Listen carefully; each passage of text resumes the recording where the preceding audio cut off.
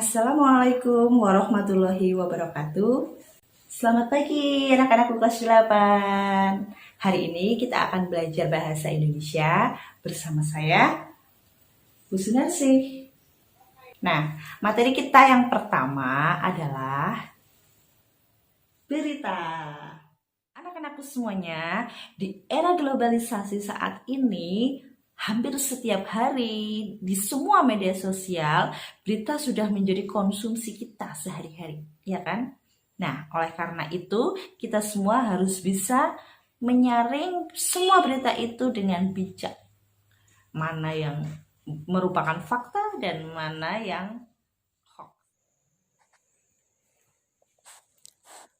Unsur-unsur berita. Tujuan pembelajaran kali ini adalah 1. Menjelaskan pengertian berita. 2. Mengidentifikasi unsur-unsur berita yang kamu dengar atau kamu baca. Nah, sebelum kita belajar lebih jauh tentang berita, kita juga harus tahu apa itu pengertian dari berita. Berikut adalah contoh-contoh berita yang dapat kamu baca melalui HP atau laptopmu. Kemudian, ini adalah berita yang kamu simak secara audiovisual. Jadi, kamu bisa mendengar sekaligus melihat berita tersebut. Berita adalah teks yang melaporkan suatu kejadian, peristiwa, atau informasi mengenai sesuatu yang telah atau sedang terjadi dan bersifat aktual. Pada bagian ini kita akan membahas tentang unsur-unsur berita. Unsur berita ada berapa? Ada 6. Unsur-unsur berita. What? Peristiwa apa yang sedang terjadi? Where? Di mana peristiwa itu terjadi?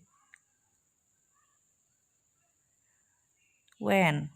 Kapan peristiwa itu terjadi? Who?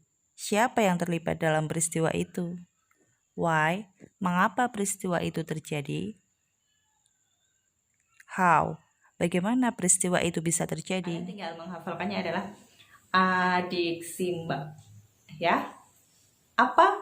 Di mana? Kapan? Siapa? Mengapa? Dan bagaimana? Mudah kan? Latihan soal.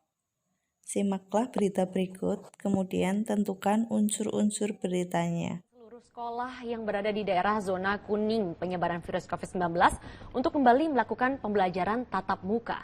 Sementara itu, sekolah di daerah zona oranye dan merah tetap diwajibkan melakukan pembelajaran jarak jauh.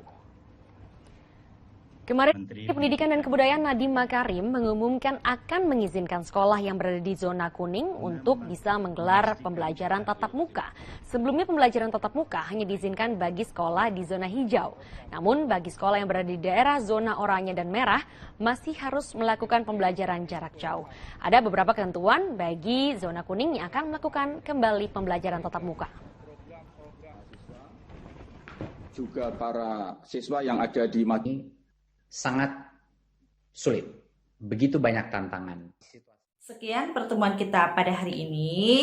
Sampai jumpa di pertemuan yang kedua. Assalamualaikum warahmatullahi wabarakatuh.